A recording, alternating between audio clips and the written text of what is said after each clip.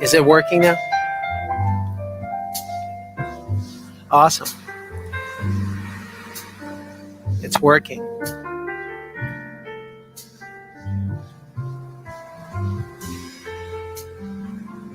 Ladies and gentlemen, can you hear me? Oh yeah, it's a little loud. Ron, is that too loud? Ron, is that too loud? Can you hear me? Yes? It's not too loud? I'm good? Oh, it's got to be like louder? You can hear me though? Because I can yell. I mean, I have no problem with that. Well, I mean, some people could attest to that. Awesome. Are we good here? Pat, we're good finally? I'm not supposed to be live yet. I was in the bathroom earlier trying this mic and that just didn't work. But here we go. Hey, how many of you here have never been to Gilead before? I see a bunch of new faces, which is just like amazing. Keep your hands up, like unless you have a frozen shoulder. If you've never been to Gilead, way up, like unless you have a frozen shoulder. That's a lot of people. Ron's first time too? Okay, that's amazing. I just want to tell you a little bit about if you've never been to Gilead. Welcome. Welcome, welcome. So in case you don't know, at Gilead Healing Center, we're just, sometimes people ask me, Dr. Jean-Guy, is Gilead a church? Gilead is not a church. It's a healing center, in case you did not know. I mean, I try to make this pretty obvious. Gilead Healing Center. And Gilead Healing Center has been around for 20 years. We're going to celebrate our 20th anniversary this fall. And when it was first built back in 2004, right? The purpose of Gilead Healing Center was to give a second chance to people that, had been different places and did not get any answer. They could come to this place and have the ability to see, when people use the term spirit, soul, and body, what does that mean? And what does that look like practically? So there's many people that use those terms, but yet practically not many people really address it.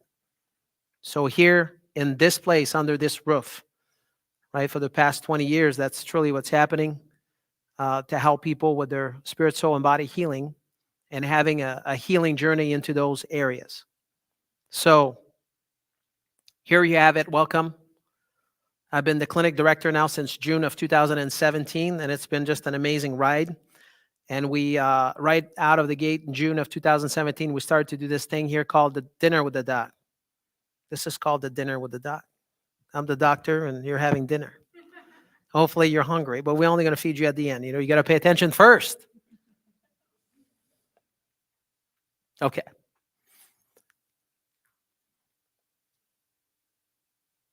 If you were to have a nail in your tire and you're about to drive cross country, when would you like to know about it?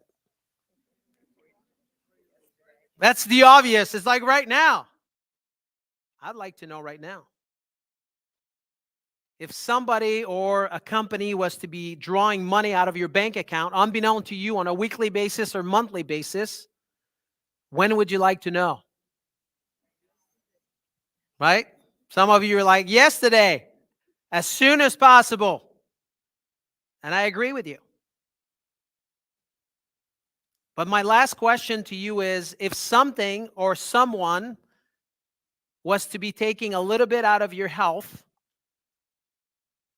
right, for 10 years, 20 years, 30 years, 40 years, taking away from your health, from you being the best version of you can be, when would you like to know and find out about it? And that's the same thing for me. I like to know, like, right now. Tell me right now.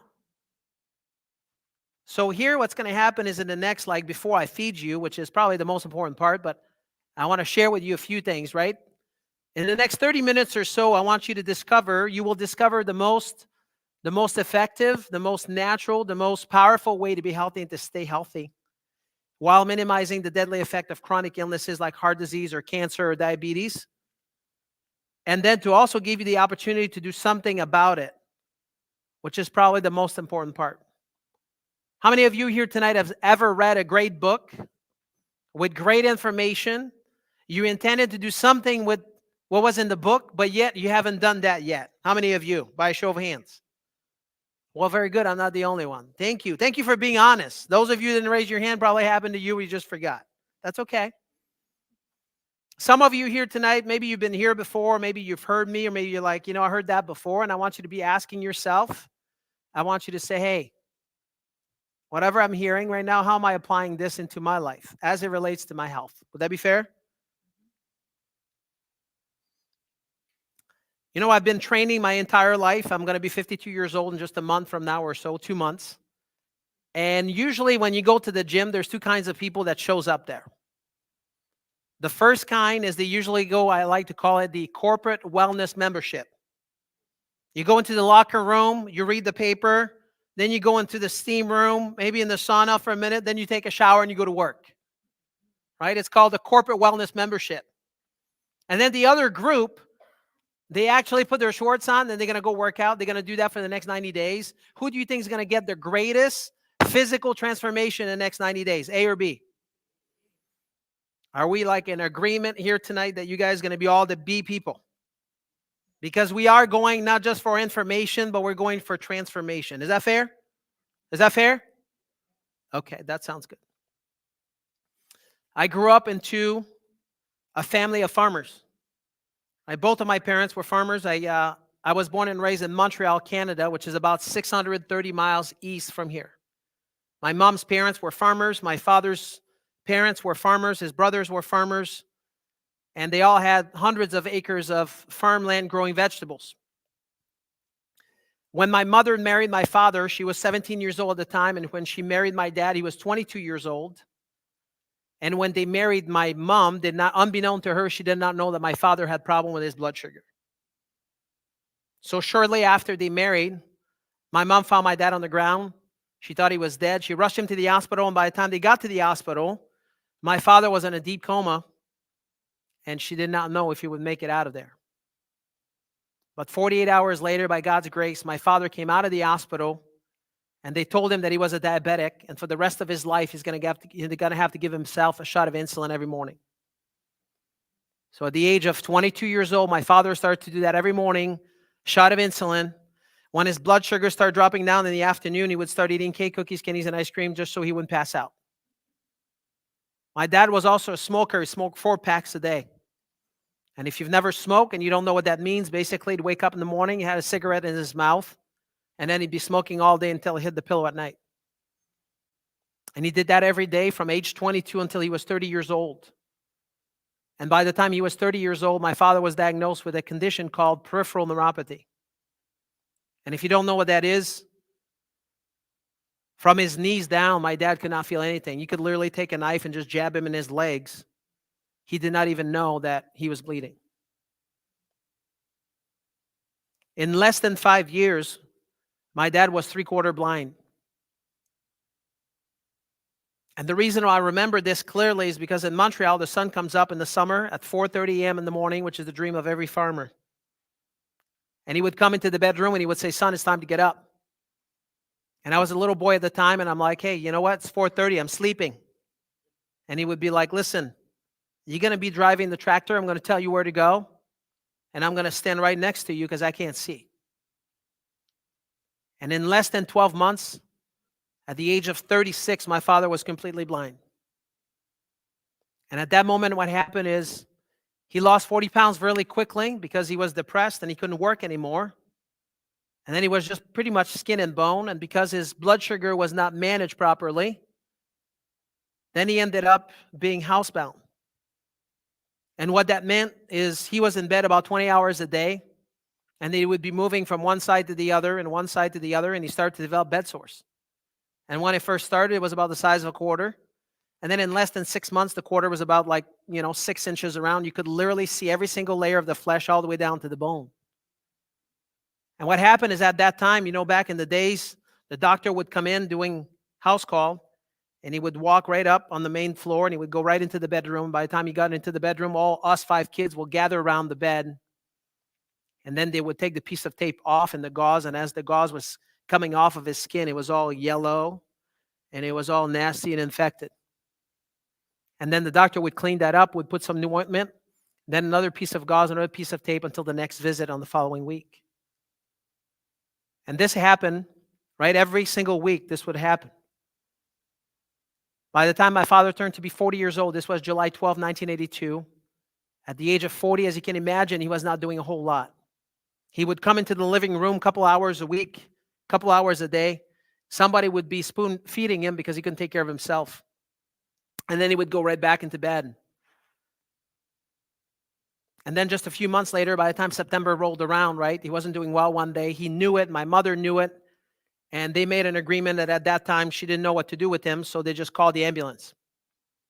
And when they called the ambulance, the two paramedics comes in. They go right up the stairs. They go on the main floor. They go right into the bedroom. And by the time they got into the bedroom, they assessed him. And then they looked at my mother and they're like, listen, we need to take him in. And my mom already knew that. They already had made the agreement. They already knew what would happen. So they load him up on the stretcher. They roll him back out of the bedroom. They roll him out right in front of us 5 kids. And then my mother was right there in the corner, and she was right there in the corner. And I just looked at my mom and I said, where are they taking Dad? And then she did not answer. And then I asked a question again. I said, where are they taking him? And at that moment in time, as a little boy there, I was 9 years old at the time, I quickly realized that being a good provider was not the most important thing. You see, I've been in this town now for 25 years, and I've been taking care of thousands of people. And what I realize is when people lose their health, they don't know how to get it back. And when they have their health, they don't know how to keep it. I'm going to say this again because this is important. When people lose their health, they don't know how to get it back. And when they have their health, they don't know how to keep it. So if I was to say to you tonight, and I want you to remember that you're the B people, not the A one, you're not going to just sit there and do nothing. If I ask you the question tonight and say, do you think that we live in a healthy country? What would you say?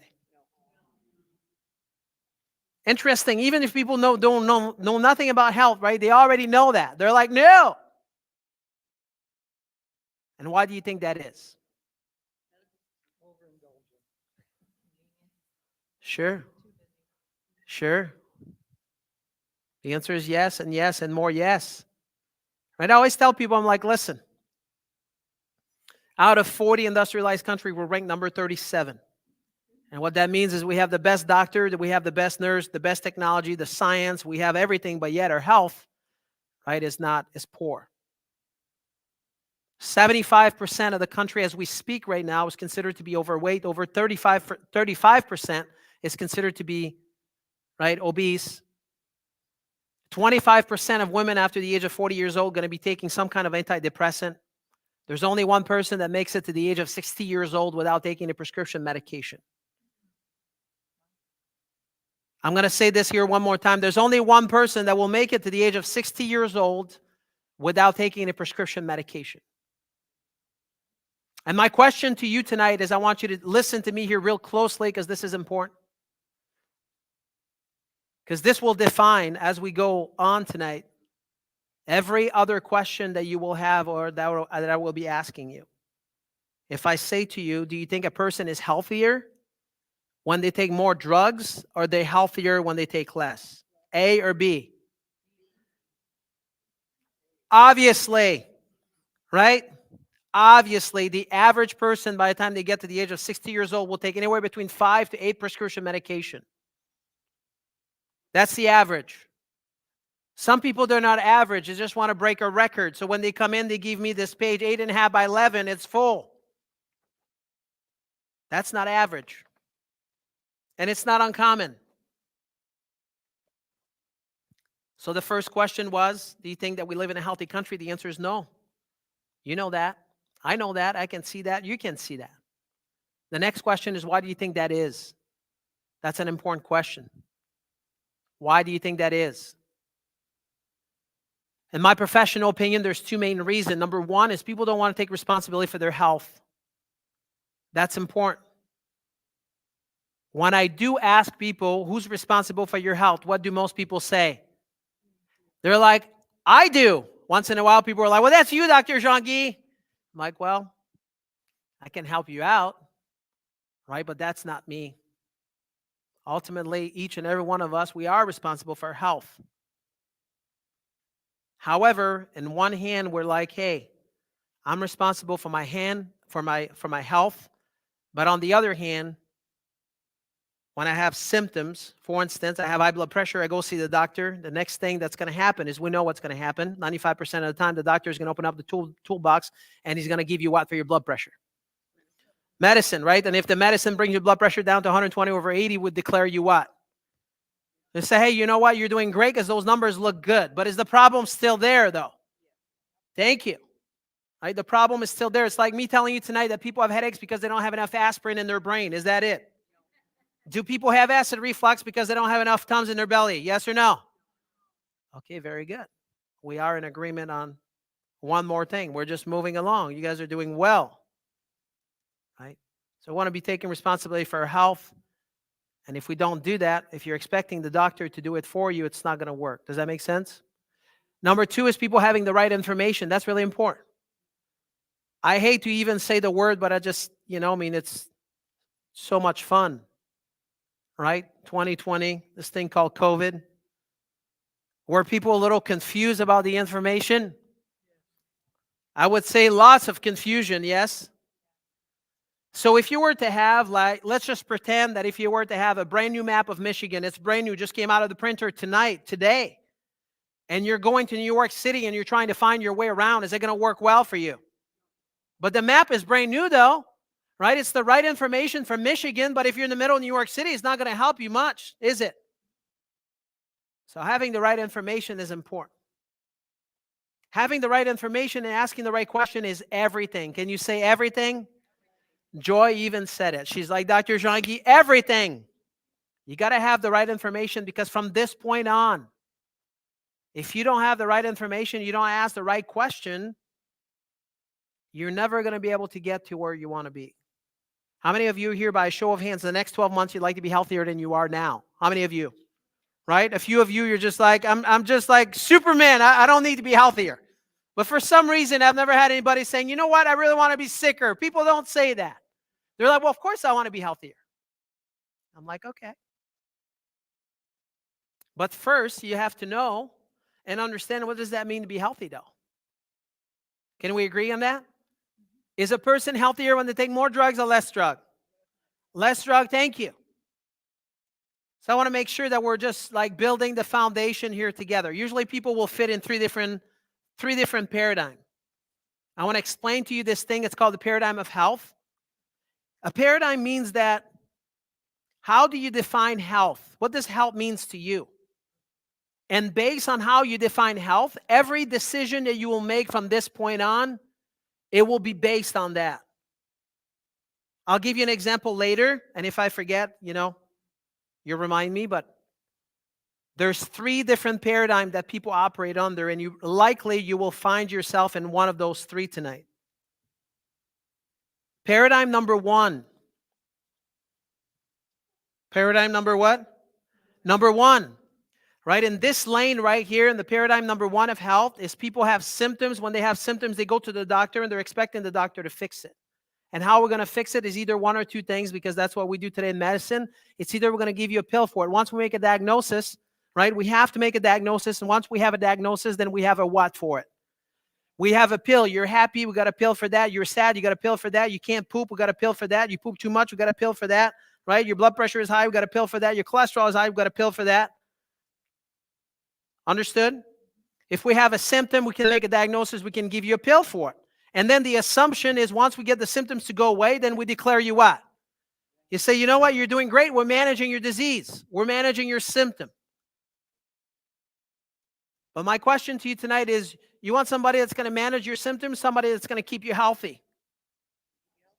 Now, don't get me wrong here, just to make this clear, because some of you, you're just wiggly in your seat right now. You're like, yeah, but Dr. Jean-Guy, this pill that he gave me there just saved my life. And I'm like, hey, I agree with you. I'm not in disagreement. If your blood pressure is 300/100, maybe you need to do something temporarily. Yes, would you agree? But would you also agree that there's something that is causing the problem? Yes? Okay. So paradigm of health number one is like, hey, listen, I've got symptoms, and then one or two things going to happen. I'm going to take a pill for it to try to restore your numbers, right? Or, your gallbladder, you don't need that. We'll take that out, right? You have too many organs. Those are just spare parts. We take those out. It's not a big deal. Do you follow me? Paradigm number one. Paradigm number two is right here. There's some people here, there's probably some of you here tonight, you're like, Dr. Jean-Guy, I don't do that.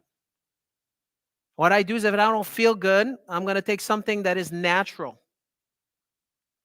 What does that mean? Well, you have a cold, you go to the health food store, and you're going to be asking the lady there that's been there for a few years, say, hey, do you have something that is natural for my cold?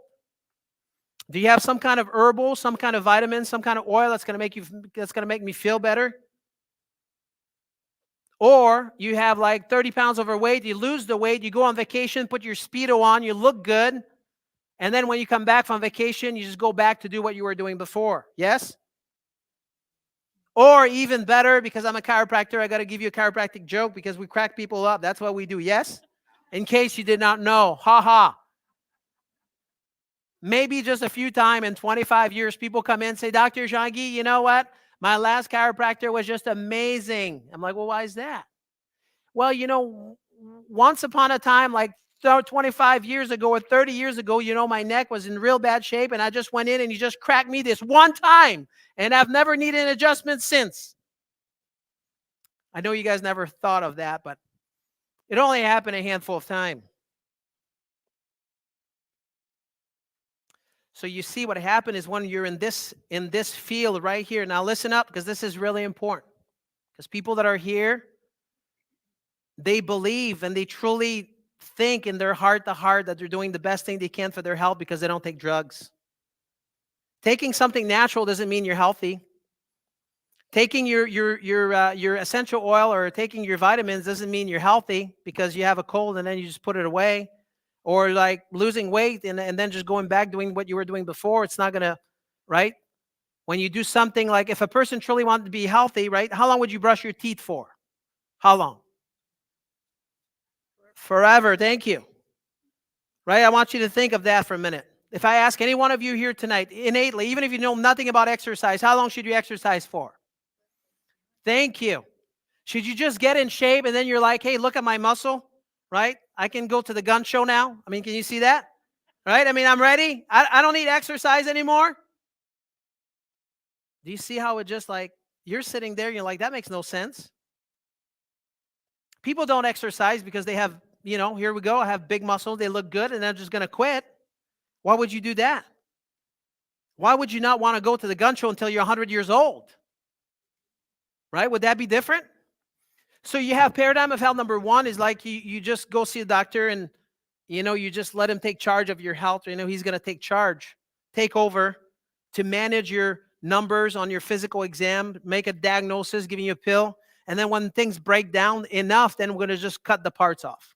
Or you can be here and say, hey, I don't take drugs. I'm going to do things natural. So when I don't feel good or I don't do well, then I'm going to go see my naturopath or my nutritionist. I'll go see the trainer, and then I'm going to feel better. And then after that, I'm just done.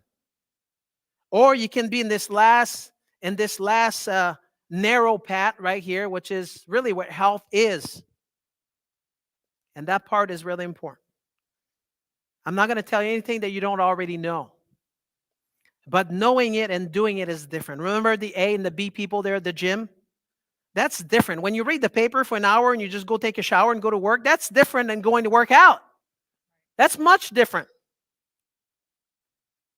The corporate wellness membership is kind of easy.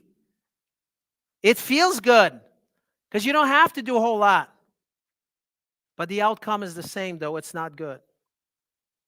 So in paradigm of health number one is, if we want to keep this simple tonight is, you might want to write this down if you really want to remember, is you have to think well, you have to move well, and then you got to eat well. That's pretty simple, isn't it? You got to think well, you got to move well, and then you got to eat well. So there's three things that have an impact on your body, and there's one thing that controls it. There's three things that have an impact on your body, and there's one that controls it. So you got to think well. What does that mean? So today in science, we don't have time for that because, you're not going to eat, and I know you're hungry, and that's what you came for. You're just like, I just want the food, Dr. Jean-Guy. Okay, so I'm going to go real fast through this, but let's talk about thinking well for a minute. Today, in the world of mental health and positive thinking and all that, we know that you can create with your thoughts, you can create disease. It's been proven, it's been documented. But you can also create health. right? Your body can heal from your thoughts, which is important. So that's why I tell people, I'm like, you should be around people that you can love and they can love you back and you can feel safe around them and they can feel safe around you. You can read a good book. If you're around people that are just raining on your parade every day, that's probably not the best people to be around, even if they're your family members. Sometimes people are like, really, Dr. Jean-Guy? You mean my sister? It just means that some people you might do better when you're keeping your distance. You follow me? So you got to think well. This is so powerful. What you think about, talk about, brings about. Can you say that one more time? What you think about, talk about, brings about. What you think about, talks about, brings about. That's important. So you got to think well, then you got to move well. Let's talk about moving well for a minute. Ready? So moving well, this is today in the United States of America, we have a little problems with that. Meaning that people sit on the couch, they move their eyes, they think they're exercising. Yes?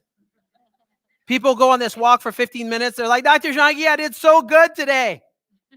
And I want you to know, right, that this idea of this 10,000 step, many of those things in this country, they lower things down so we can feel good. 10,000 step is like the bare minimum. Did you know, now listen to me here, this is really important. Did you know that there's a Nobel Prize winner back in the 80s that says that, 90% of your brain nutrition has to do with proper motion of your joints. I'm going to say this again because this is so important. 90% of your brain nutrition has to do with proper function of your joints. Your joints. 90% of your brain nutrition has to do with proper motion of your joints. How many of you here, as they're getting older, I know you're all young, but how many of you here, as you're getting older, you want to keep your brain? How many of you? I would dare to say that most people today, they're a little concerned about brain health.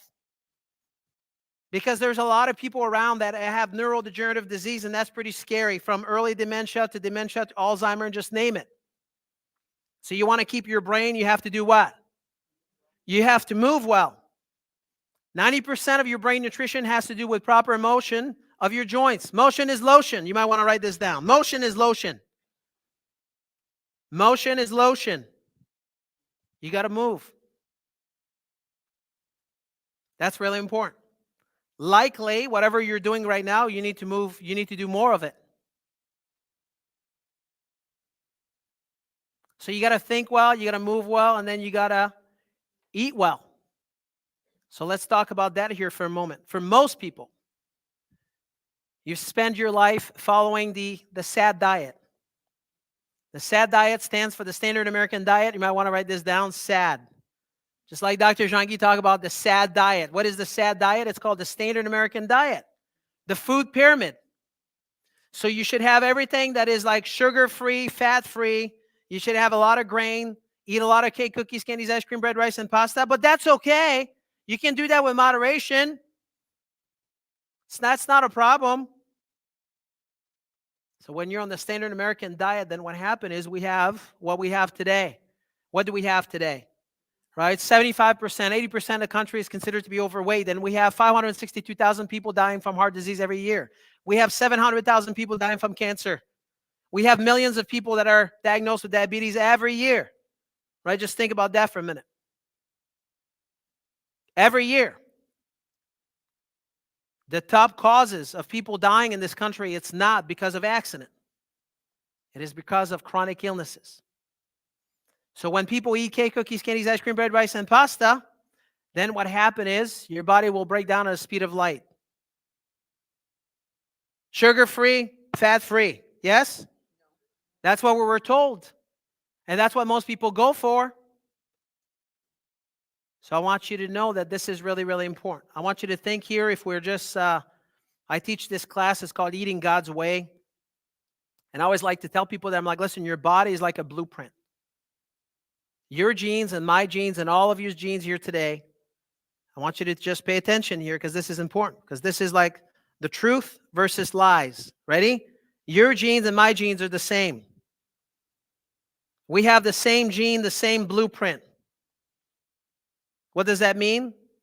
Some of you might be like, well, Dr. Jean-Guy, you just don't understand. In my family, heart disease just runs in my family. I'm like, listen, the only thing that runs in your family is silliness.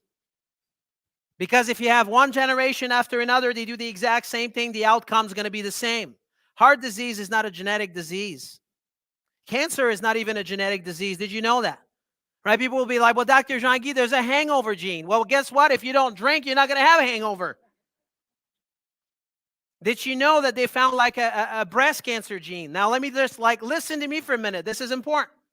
Do you understand that there's hundreds of thousands of women in this country right now as we speak, they have the breast cancer gene, but yet they don't have breast cancer? Why do you think that is? That's important. If you don't understand, right, you're just like, you're making decision every day based on the wrong paradigm. Because you're like, well, it runs in my family. So let's take, for instance, heart disease, right? If you go to the doctor when you're 35 years old and you don't have high blood pressure, but somebody had it in your family or somebody had cholesterol in your family. Now listen, what do you think the doctor is going to say? Well, we just want to prevent it. We're going to give you the blood pressure pill now and we'll give you the cholesterol pill now. Now, let's say that you show up when you're 40 and you have high blood pressure and high cholesterol. Well, we're going to give it to you, right? So you have no chance to win. If you don't have it, we'll give it to you. If you have it, we'll give it to you. If you had a stroke or heart attack, we'll give it to you anyway. You have no chance. You'll get it one way or the other. It's going to be prevention, right? I see people coming in every day. They have the cocktail. Do you know what the cocktail is? People have a cocktail. You have a heart attack, you have a stroke, you're going to get the cocktail. What's the cocktail? Everybody is going to take cholesterol-reducing medication. You're going to get the cocktail. You're going to get the blood pressure pill. You're going to get the kidney pill. Everybody's going to get it. That's a cocktail. So this being said, let's keep moving further. So you got to think well, you got to move well, and then you got to put some food in your body. We have the same blueprint, meaning we have the same gene. Does genetic disease happen? Do people have like trisomy 21, which is like, Down syndrome? Do people have that for real? The answer is yes. I want you to say yes. The answer is yes, right? 100% of the time, one generation after the other, you're going to have, if you have trisomy 21, you're going to have Down syndrome. That's a true genetic disease, yes? Heart disease is not a genetic disease. It's a silliness disease. Understood? It has nothing to do with the gene. But if you repeat the same thing as what other people have done before you, then you get the same outcome. The same thing's going to happen. I want you to understand that. Why is that? There's a guy, it's called epigenetics. You might want to write this down, right? If you're like, well, is he telling the truth? You should probably question everything I say. Just write it down. It's called epigenetics. Look it up. And now I want you to look up this guy. His name is, I forgot his name. Maybe I need to go eat now. His name is Bruce Lipton. He's a cellular biologist. I want you to look this thing called epigenetics. And what they found is they're like, listen, your genes are just like a library of books. Your genes are like a library of books. And then you decide which one you're going to be pulling off the shelf depending on how you take care of yourself. Should I say this again? Your genes are just like a library of books. And now you're going to go in the library and you're going to decide which one you're going to be pulling off the shelf. So what that means is how you treat your body will determine which gene is going to be activated. And as a result, what kind of disease you're going to have depending on how bad you're treating your body. Do you follow me? But that's not a genetic disease. It's a disease because you don't take care of yourself. That's important. Why is that important? Because there's something you can do about it. You should be excited. Right? All of you should be excited. You're like, Dr. Jean-Guy, you're so serious. I'm like, I am. And the reason why I'm serious is because I want you to get that. It's so important. If you don't understand what health is and you don't ask the right questions for the rest of your life, you're going to be on the wrong track. You're going to be off. And then if you're off, then you have no chance. Zero, none. You're always going to be like thinking, you know what? Everybody had it in my family, so therefore I'm going to have it. And I don't want you to think that because that's not true. So you got to think well, move well, and then you got to eat well, standard American diet, got to stay away from that, yes? And then last but not least is you got to make sure that things are functioning properly. So what does that mean? Let's talk about this for a minute. In the medical dictionary, it says that health is when you have 100% function. What controls all the function in your body? Who can tell me? Thank you. That's the brain. When you're born, your brain is in charge of controlling 9 trillion cells. How many cells? 9 trillion cells. But when you're an adult, it's anywhere between 70 to 100 trillion cells. 70 to 100 trillion cells that your brain is in charge of controlling. So for your heart to beat, your lungs to breathe, your stomach to digest food, the information has to go from your brain through your spinal cord, out the nerves, to every organ, tissue, cells in your body. That's pretty amazing. If I were to send any one of you here tonight, say, I want you to run around Gilead 2 laps, you come back in, I take your blood pressure, what would happen to your blood pressure? Right? She's laughing. She's like, I don't know if I can do that. I'm like, it doesn't matter. Any one of you here, if you choose to, you can do it. Doesn't matter if you walk. If you push yourself a little bit, you come back and take your blood pressure, it's always going to go up. Because what happens is as soon as your brain senses the higher demand, it's going to happen automatically. Because that's the way God made you. Do you follow me? Your brain is in charge of controlling, coordinating 70 to 100 trillion cells at any given time from the time you're born until you die. That's pretty smart, would you say?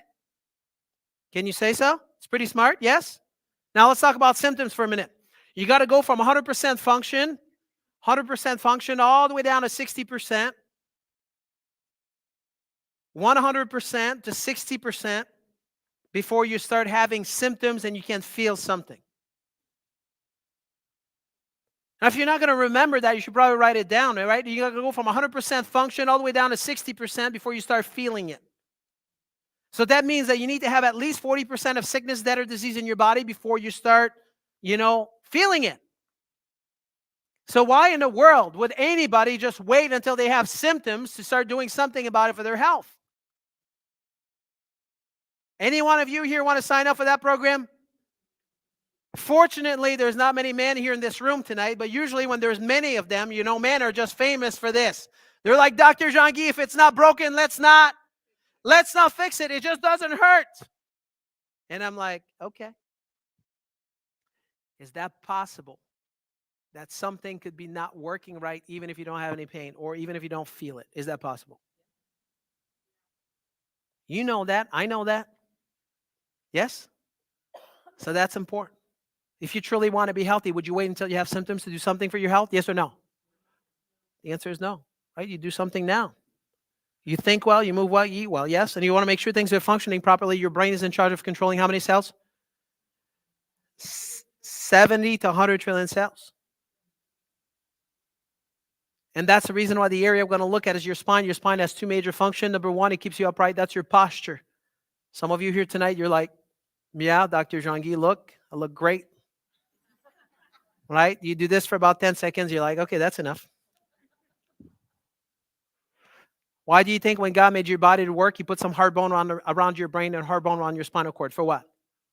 For protection, right? For protection. Did you know that your spine and nervous system is the only system in your body that is completely encased by bone? Did you know that?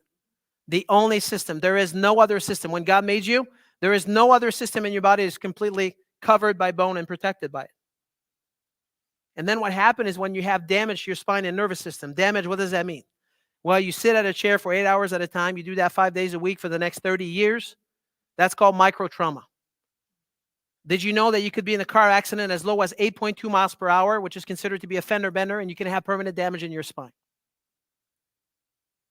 Did you know that when you're 12 months old, you were falling your butt 100 times a day trying to walk? Did you know that? You might not remember, but it still happened, yes? Did you know that, if you played sports at any given time in your life, and you do this for 10, 15 years at a time, and if you play contact sports, guess what happened to your spine and nervous system? Do you think that maybe you had a little bit of damage? Maybe. Did you know that according to research, 80% of the spinal damage will happen when you're born? Now, do you remember being born?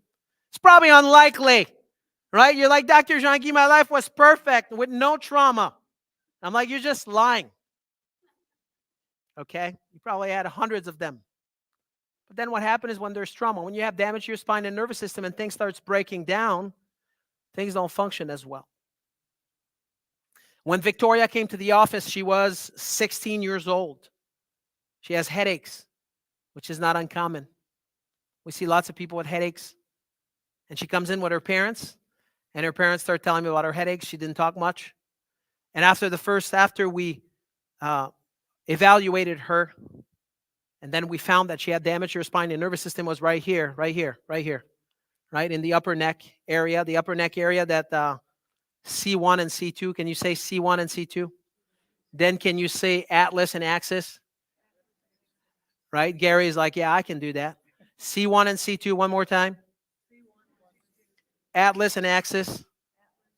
Now, do you remember earlier I said this guy back in the 80s, Nobel Prize winner, found that 90% of your brain nutrition comes from proper motion of your joints. Do you remember that? Some of you wrote this down. Yes? Yes or yes?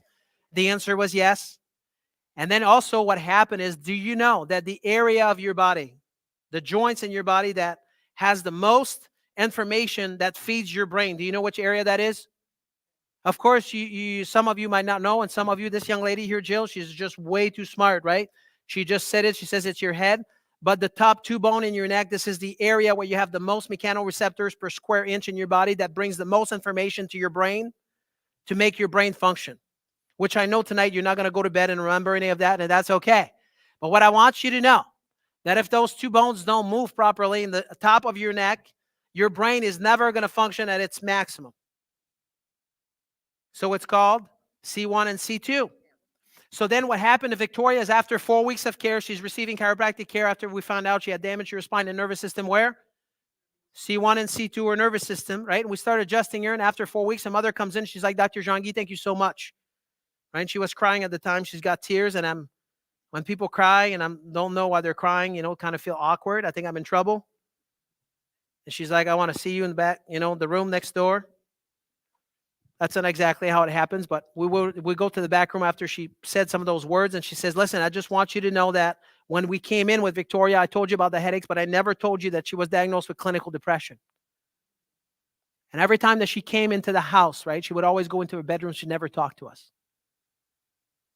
Now we're 4 weeks into this process, and when she comes in now for the first time since she's been diagnosed, now she comes in and talks to us. It's never happened. Think about that for a minute. This area here, anything that has to do with focus, concentration, right? Focus, concentration, mood. This is this area right now. This area here controls your immune system as well. This area here controls your digestive system, in case you did not know that. This area there that people have high blood pressure, they get adjusted right there and blood pressure comes down. Once in a while, people are like, I thought this neck cracking was just for my neck pain. I mean, it could, but maybe there's some side effect.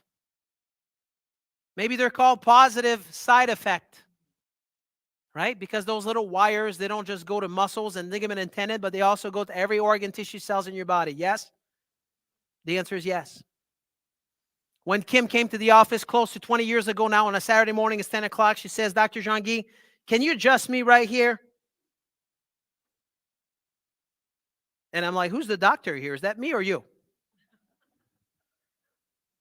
She's like, oh, I'm so sorry. I just moved in from Canada and been going to the chiropractor from the time I was a little girl. And I just moved into this town. And every time I have acid reflux, my chiropractor used to adjust me right here and the acid reflux would be gone. She understood already, right, that if your brain is not sending the right message at the right time before you eat and produce some digestive enzyme, your body's not going to be able to break down the food that is coming in. Does that make sense? Some of you, maybe you've never thought of that, but I'm just telling you right now, I'm bringing this to your radar because you just didn't know. You just did not know. We have the wife of a pastor that came in about 4 years ago, or maybe 5 years now. And when I did the exam with her, I said, listen, I want you to tell me what would be like, if we were to have some goals here to find out if what we're doing is helping you out, what would you like? Like, what's the number one thing in your life? She's like, Dr. Jean-Guy, I want to have babies. I'm like, I'm not sure that's what we do here. Babies. Right? I thought you just want somebody to crack your neck or something. But I want you to check this out here for a minute. Okay, now I'm gonna spoil it for you, but we're 4 years down now. She had 3 kids already, just so you know. But what happened is this area right here, this is called your neck, just so you know, right below your C1, C2, your neck. Those wires, they go to your thyroid gland. How many of you here would like to have more energy?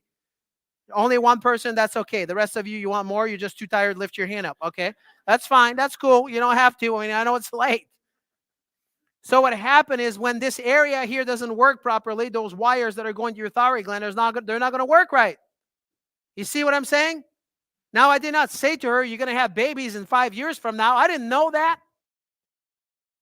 But it happened. So then after that, now listen.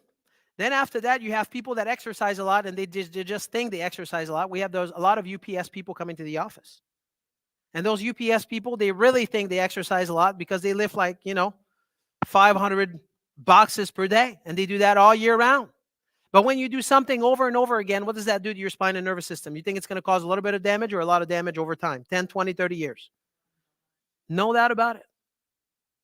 So sometimes we do things that are repetitive in nature, and what happens is it breaks down the body because you do it over and over again. That's important to understand. If you don't understand that, then you're just not going to know. People are like, well, Dr. Jean, I don't hurt. I'm like, well, that's good, right? We don't want you to hurt. We want you to be the best version of yourself you can, and your brain and nervous system controls and coordinate everything. So now watch. If this person here, they're eating some amazing organic food, it's amazing organic food, and then let's say that you have damage to your spine and nervous system and it's smashing the nerve going to your small and large intestine. Is your small and large intestine going to be able to assimilate all this great food that you're putting into your body? Yes or no? Thank you. What about if you go on this 5-mile run and you have damage to your spine and nervous system right here at the bottom of your neck and it's crushing the nerve going to your heart? What would happen to your heart when you go on that run? Would your heart have to work less or have to work harder? Yeah, it have to work harder. It's called congestive heart failure. See what I'm saying? Understood? So when you have damage to your spine and nervous system, sometimes, you want to eat well, you want to think well, you want to move well, but if things don't function properly, you cannot maximize from those other things you're doing for yourself. Does that make sense? I want this to make sense to you because this is important. This is important. That's the reason why, right, tonight I want to introduce you. Before I introduce you to our Wellness Breakthrough Evaluation, I always like to tell people that when it comes down to your health, you can do whatever you want. Right, I was walking around the table here tonight, and I didn't really introduce myself. I was just trying to learn your names. Every one of you. I usually try to put this in the vault, but there's too many of you. I could probably repeat 90%. But the objective is always the same, is to say, hey, listen, when it comes down to your health, you can do whatever you want. But just to pretend for a minute that whatever problems that you have, you don't do anything about it. You think it's going to get better or worse? Knowing that something could have been done. Something could have been done so you can get to your bucket list. What is your bucket list? Some of you here tonight might be like, hey, I just want to get on my knees and play with my grandkids. Some of you here might be like, hey, listen, when I have kids, I just want to be able to play with them. Some of you here, I just want to be like traveling with my spouse, and I don't feel like I can do that right now. Some of you might be like, hey, I just want to go see my kids play and sit on the bleachers, but I don't feel like I can do that because my health is not like that good. Some of you here might be like, I just come home at night and I'm so pooped out, I just don't want to do anything. You see what I'm saying? So this being said, right, we have this thing called the Wellness Breakthrough Evaluation, and that's what we do to find out where the foundation of a person is. Where is your health foundation? Where is the starting point? And how we can just move you forward from this moment. So our Wellness Breakthrough Evaluation, there's 3 main things that we do. Is we do this thing called a nerve scan. Now, a nerve scan, I want to tell you what that is because this is really important. Did you know? Now listen, I've already said it, but I'm going to repeat it. Did you know that there's 31 pairs of nerve coming out of your back? How many? Very good. I did not say that, but you guys got it. 31 pairs of nerve, yes? And now if you take one nerve and you blow it up, there's 9 little nerves. Only 2 out of the 9 tells your brain about pain. How many? 2 out of the 9. The other 7, they're in charge of your organ tissue cells. Yes or yes? The other 7 has to do with the organ tissue cells, has nothing to do with pain. So when we do a nerve scan, we want to find out if, right, those areas, aside from the pain, how are those areas functioning or not functioning right? Does that make sense? Number 2 is we do this thing called an advanced posture analysis. The reason why we do this is because some of you here intuitively, you know that, but many of you don't, is your posture is it's a window to your spine and nervous system. So when you have a bad posture and you're walking around like this, did you know that your chance of having heart disease goes up by 80%? Did you know that? And research supports that. I can show you the research. Right? Having a bad posture is horrible. It's horrible for your health. It's worse than having heart disease. So your posture is a window to your spine and nervous system, and then we can find out what's happening on the inside.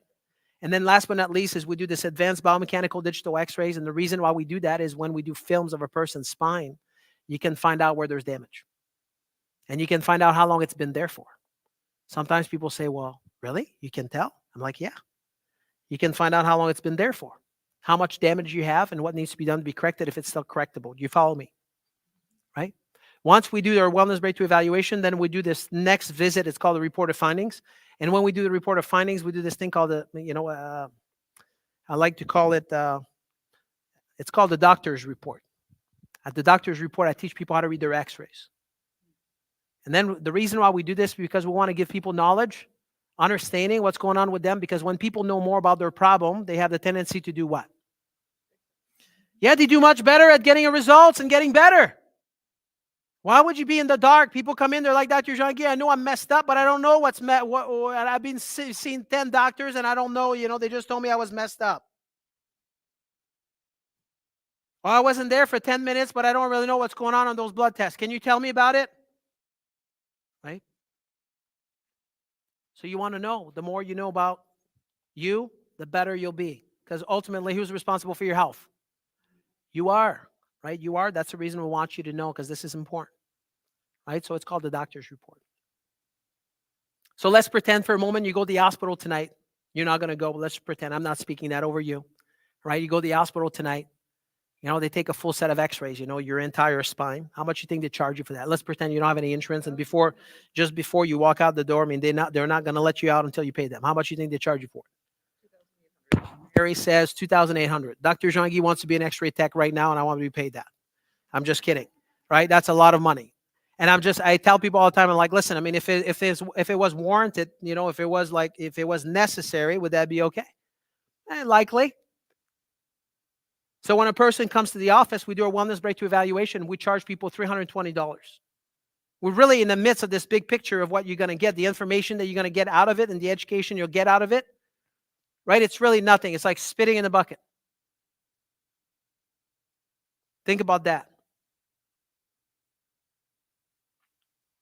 But for some reason, I believe that if you're here tonight, you're sitting in your seat. Some of you, you've been there, you've had this before, and I'm not talking to you if it's you.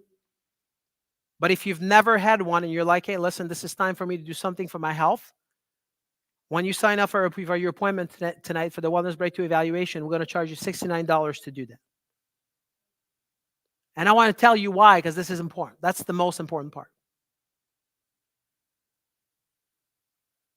September 14, 1982. When my father left that day, I was 9 years old. And my brother was 8 years old. My other brother was 7. My sisters were, early teenage years. My mother was 35 years old. And when my dad left on the stretcher that day, guess what? Never saw my dad again. My father had a heart attack on his way to the hospital. And he left behind him 5 kids with my mom. And if my father would have been sitting right here tonight, right, 10 years prior to him dying, the chances are he would have seen me getting married.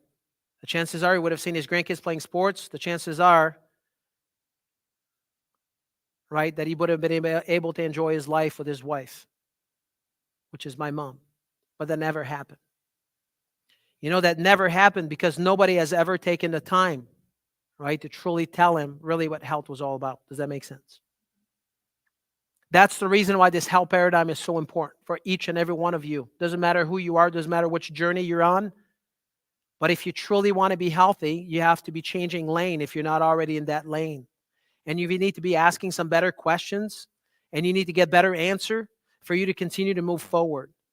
Because I'm going to tell you right now tonight that God wants you to be healthy. He does. But there's some laws, and when you break the laws, it's never going to happen. You see what I'm saying? That's important. You have to know. If you're in the dark, If you don't have the right information and you ask the wrong question, you make bad decision after bad decision, it only leads one way. It's called medical wreckage. And there's a lot of that today. Right? And that's what I don't want for people. That's what I've been doing, what I do for the past 25 years.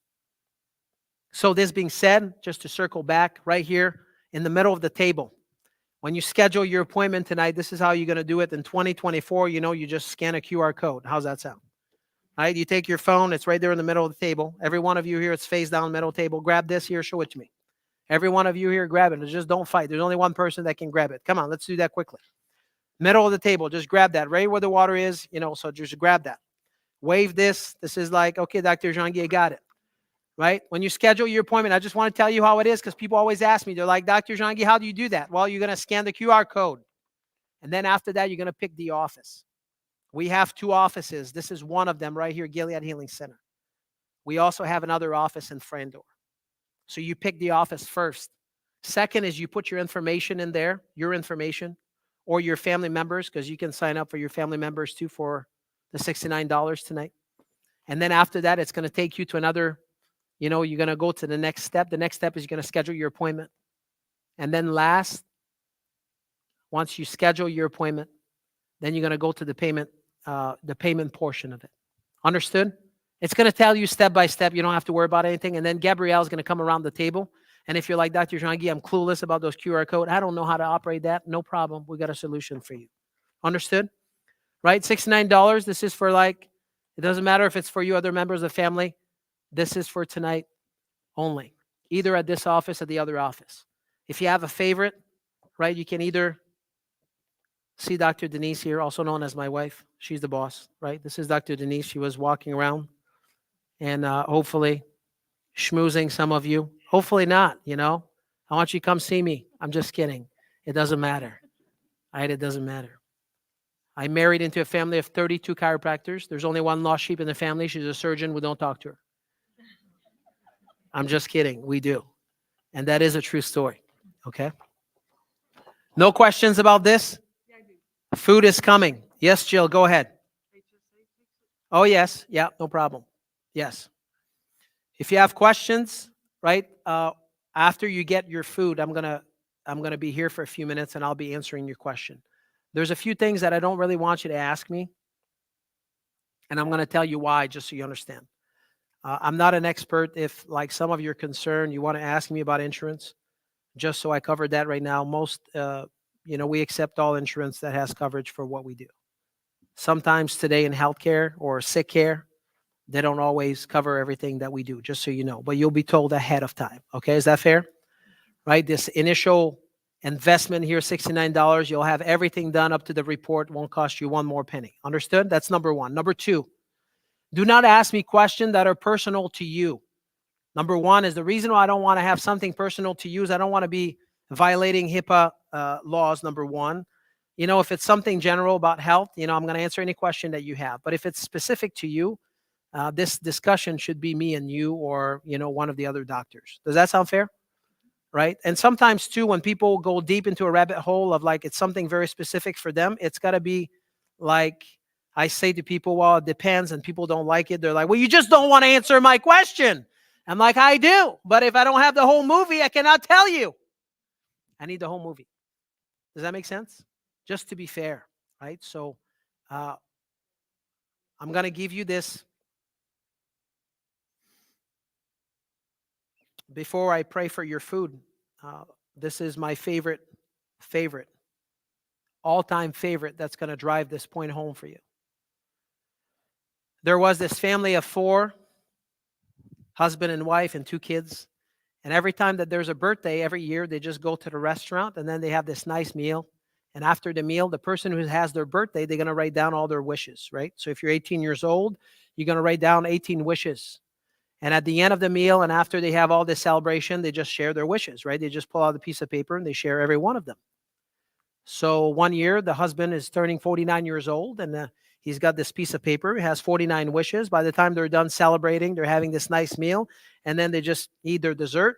He pulls out the piece of paper and it starts sharing all of his wishes, right? Some of them would be like, hey, this year I want to travel, me and my family. We want to go to Europe. This year, I'd like to finish my book and publish my book.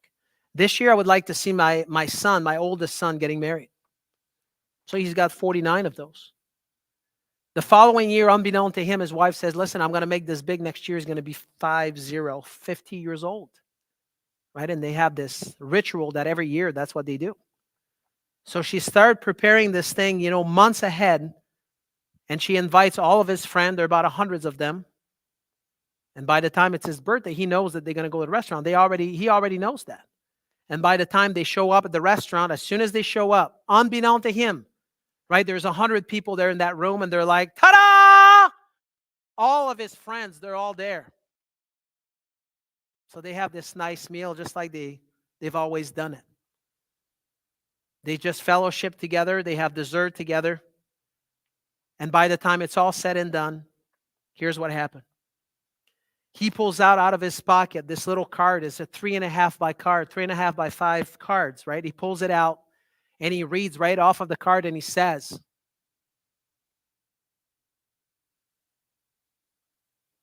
his only one wish, he says, this year I want to get my health back. You see, prior to that, 3 weeks prior, he had been diagnosed with cancer. They gave him 90 days to live. When people have their health, they have many wishes. But when you don't have your health, you only have one. You just want to have your health back. And this is what I pray over each and every one of you here tonight. Right? It's not only to have your health back, but to be the best version of yourself that you can be, so you can fulfill the calling that God's put on your heart, whatever that might be for you. Do you follow me? So thank you for being here tonight. I'm going to pray for the food. I'm going to pray for you. And then I'm going to tell you how we're going to make this happen. Usually Dr. Denise, she's right there. She's going to tell us what needs to be done. Fair enough? Father, we just want to say thank you for, number one, this amazing group of people that we have here tonight. I just pray that those seeds that were deposited in their mind and heart, that if they are from you, that they will grow. And I pray, Lord, that you put on everyone here in this room tonight the desire that you have for their life and for their health and the calling that you have on their life. And as a result of that, to give them some specific strategy, right, to take action to make this happen. We just want to say thank you for the people that have made the food tonight. We're just grateful for it. We just pray, Lord, that you just bless this food that is about to nourish your body. In Jesus' name. Okay, Dr. Denise, who do you want first? Front 2 tables right here. You're going to follow Dr. Denise here through that door. And then we're going to make a circle. And then we're going to go through that middle part. Let's do that. Jill, there's a piece of paper that just went on the ground there. Okay, now just so you know, there's going to be bread. I'm watching. This is a test, right? As you're coming in, I'm watching. That's a test. I'm just teasing. There is bread. I mean, I am watching just a little bit, right? So now, while you're waiting for a minute and you're signing up for your appointment, if you have questions, health questions, I'm willing to answer those. Otherwise, I'm just going to go home. Mary's going to ask the first question. Did you guys know that we have Mary and Mary right here in the front row? What are the chances? You got two Mary, they're sitting next to each other. Mary has a question. Go ahead, I'm ready. How do you do the nerve scan? That's pretty personal. So the nerve scan is an instrument, right? Are you familiar with thermography? A little bit. Is it like a Zytoscan? No, a Zytoscan is a complete different type of testing. A nerve scan will test the top 3 millimeters of heat coming out from the skin, which is a representation of your autonomic nervous system. This is your autonomic nervous system, right? This is the system that is in charge of controlling and regulating every organ, tissue, cells in your body, which has nothing to do with pain. You follow me? So when we do a nerve scan, it's different than a Zytoscan. We used to have Zyto in our office, so I'm familiar, but it's testing something different. Good question. So how deep does it go? Like if there's issues between T10 and T12. Yes. And the nerves, what will it tell you on the scans? Yeah, so the scan will give you different colors, and the colors will tell you the amount of interference there is in the nervous system in those areas. So the colder it is, when something becomes cold in the body, that means that there's a chronic illness that is cooking, right? So that's how their nerve scan works. So how do you correct, besides the adjustment, how do you correct when the nerves are not communicating with? Great question. Jill is like, I like that. So when the nerves don't communicate properly, right? So if your spine, if there is nerve interference in your nervous system, there could be multiple reasons for that. Number one is you could have a structural problem, you could have an emotional problem, or you could have a chemical problem. Understood? So a physical, an adjustment can fix that. Exercise can support the adjustment. Doing traction can support the adjustment, right? So there's different things that can be done physically to the body to correct that. But you could also have a chemical subluxation, meaning that if a person is eating a lot of sugar, and I'm going to give you an example like at T6, right? T6 is a nerve that is going to your pancreas. If a person eats sugar, I guarantee you I'm going to go push on that bone and you're going to scream. I was about to say like a little girl, but you're not a little girl anymore. So, and it's going to happen. You just come right off the table. And it's going to happen 100% of the time because it's connected, right? Those nerves that are there, what happened is when people eat a lot of sugar, they start having low-grade inflammation in their body. And then what happened is they're going to be inflamed, and those areas that are feeding into that organ is going to be mad. And it's trying to send information back to the brain to relate to the brain what's happening.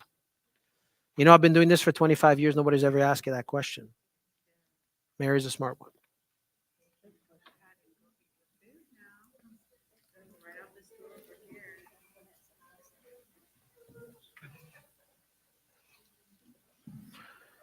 Okay, the first two table here. Do you have any questions for Dr. Jean-Guy? No questions? Yeah, I do actually. Oh, this young lady has questions. The nerve Yes. test? Yes. How does that work? I'm intrigued. Like, what do you guys use? Are you familiar with a thermography? Yeah, they with the- use that for instead of mammograms, right? Yes. You can use that for the nervous system. Oh, interesting. Yes, Cool. Thank you. you bet. Yes. Yeah, so this is about the nervous system, right? So would it show? Tell me everything you want. Ask me anything. Correct that it would show whether or not my doctor was right in prescribing me medication for neuropathic pain? Not necessarily. Okay. So I'm not supposed to answer those questions, but I will, just because you ask, Emily. So if a person has neuropathic pain, there's two different problems when a person has neuropathy, right? One problem is nerves, and then the other problem is blood flow, microcirculation. So potentially, depending of how advanced the problem is, right? Some of those things might show and some of those things might not show. Do you follow me? So a person in medicine, we don't really have any tests to look at microcirculation. And when people have neuropathy, there's a lot of checking the boxes of other things to make sure that those other things are not the problem. When a person has what they call neuropathy pain, I've seen people being told they have neuropathy pain, and it's because they have what we call the subluxation, meaning if those bones are not where they need to be and they're putting pressure on the nerve, we call that a subluxation, right? If you have a subluxation can present as what people would say you have neuropathic pain, but it might not be necessarily that. We see a lot of people at the office with neuropathy, and I would say that half of the people that come in that think they have neuropathy, they don't. What? It's a mystery. I can't tell you. It's a secret. It's only our secret. So a person that has true neuropathy, they're going to have damage with the nerves. The nerves are being damaged. The myelin of the nerves is being damaged. And people will have microcirculation problem as well. There's a circulation problem and a nerve problem. But a person you could have a subluxation in your lower back, and it can give you symptoms of neuropathy. meaning that if those bones are out of alignment, putting pressure on the nerve, it will give you symptoms of neuropathy. A person could be told that they have neuropathy, and the doctor will give them gabapentin or Lyrica, and they'll be like, we'll give you that for nerve pain or for you to sleep better. Okay, you follow me? That's usually the protocol. That's the algorithm that they're going to give people. We're just going to kill you softly because they really don't have an answer for it. And then a person could have issues with having problems with vitamin B12, because B12 this is what the nerves needs in order to function properly. So if you go on that little chart, which I skipped that, but if you go on this chart, which is a very handy chart, it will show you where those nerves are coming from, and it will tell you where they go and what kind of symptoms potentially a person could have. If your nervous system doesn't function properly, then any of those symptoms could happen to a person. Make sense? Yeah.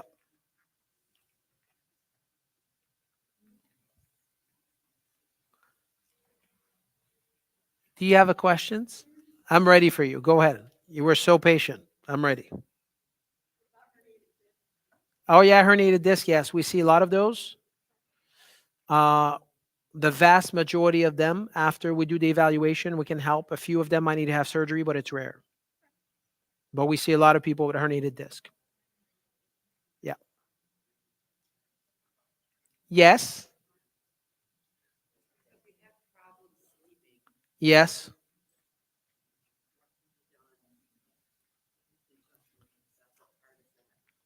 My experience with sleeping is either this year or sometime this year.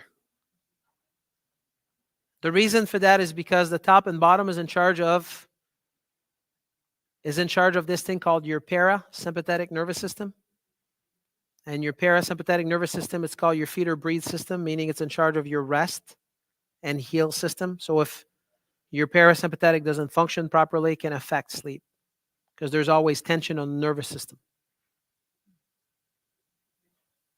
This is a common thing that after people's nervous system is functioning better, people will sleep better. That's a common side effect.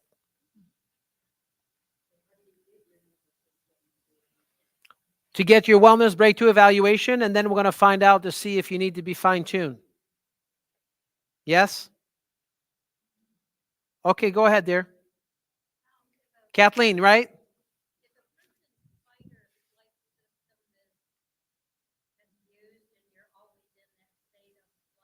Yes.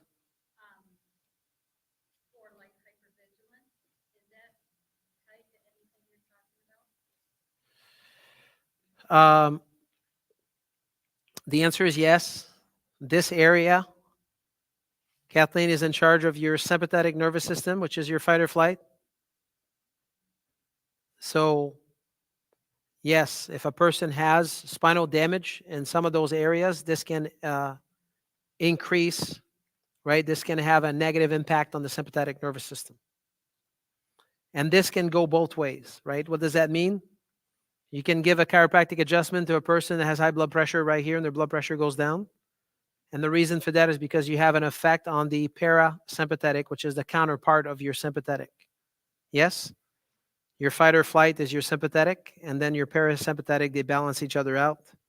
So any one of those that are out of order will have an effect on those things.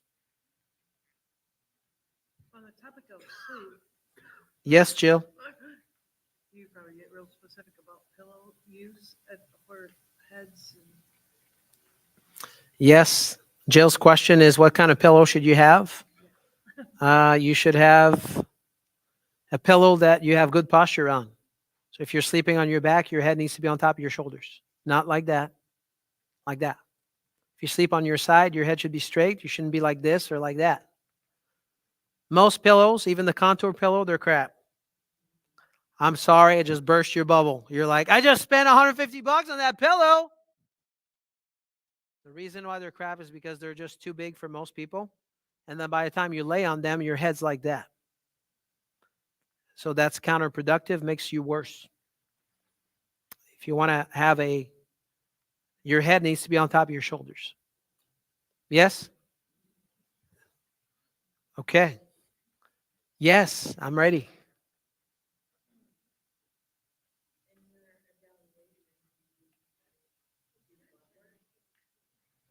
When we do the wellness breakthrough evaluation, we do three things. We do a nerve scan, we do an advanced posture analysis, and then we do some x-rays. Yeah. To assess the spine and nervous system.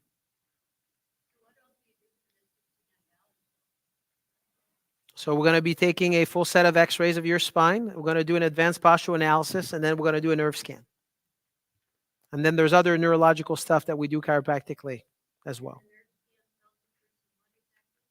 The nerve scan tells you about how the autonomic nervous system is functioning. Yes.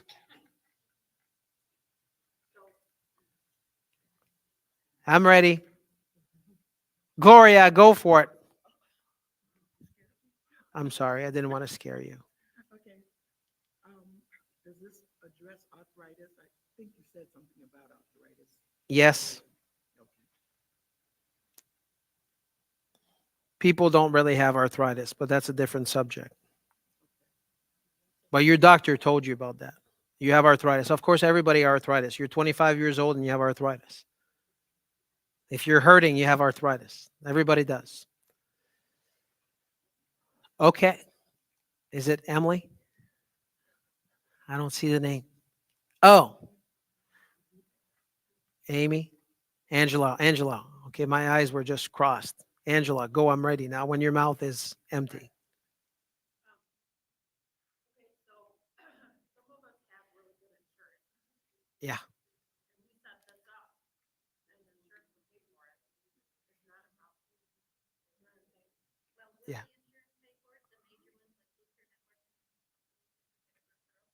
Booster Network? We usually do courtesy checks, so we don't know until we do the check.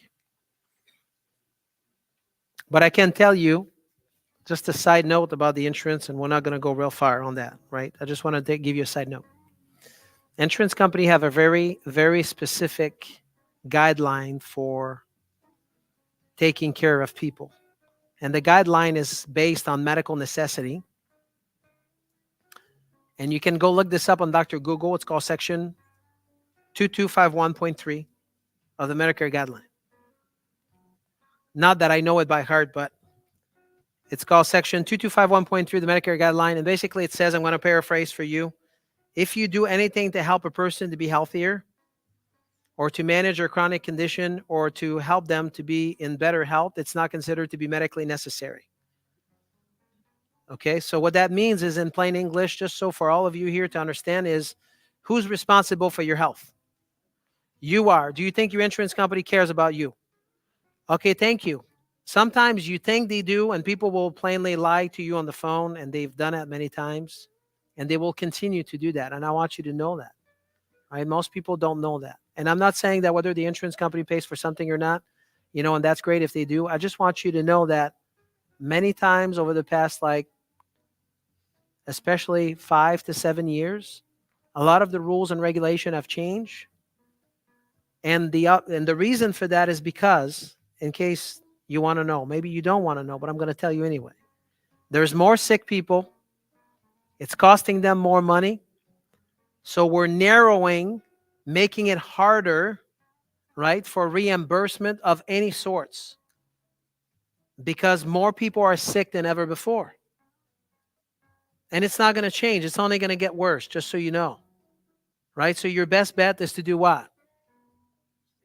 Is to take care of yourself. That's your best bet for you and your family. Right? That's what we want. You want to be taking care of yourself. Just a little bit of an ounce of prevention, is going to take you far when you understand what needs to be done. Right? And all of us need to be in the same boat and just steering in the same direction, because it's going to help every one of us. There's always one in the crowd here, and I'm going to leave after that. But there's always one in the crowd that you might be thinking tonight, you're like, Dr. Jean-Guy, I'm just going to die anyway. Who cares?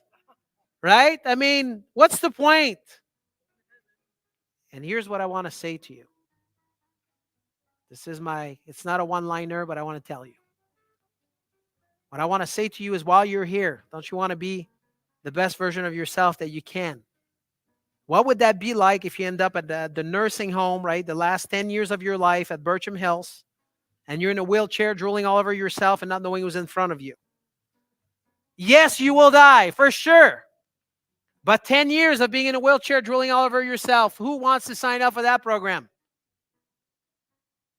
Nobody. Whether you're 50 years old, 60 years old, 100 years old, right? We all know God's got a plan for us. If you believe that, I do believe that.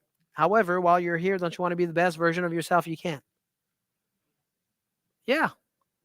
Right? Sign me up for that. I want to be the best. I want to be running the race as fast as I can until the end. Yes? Now, if you don't want that, that's okay. I'm just telling you that.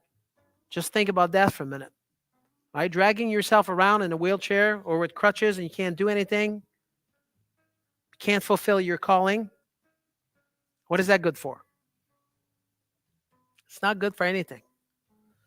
Okay, so now I'm leaving so you can have your bread. I'm not watching anymore. And if you have some more questions, Gabrielle, she's standing right there. This is Gabrielle. She's going to help you out with the QR code. If you don't know how to operate those, she'll answer all of your questions. She's going to walk around, just finish eating, eat your bread. Just kidding. I mean, eat your bread. You can have it. It's okay. Right?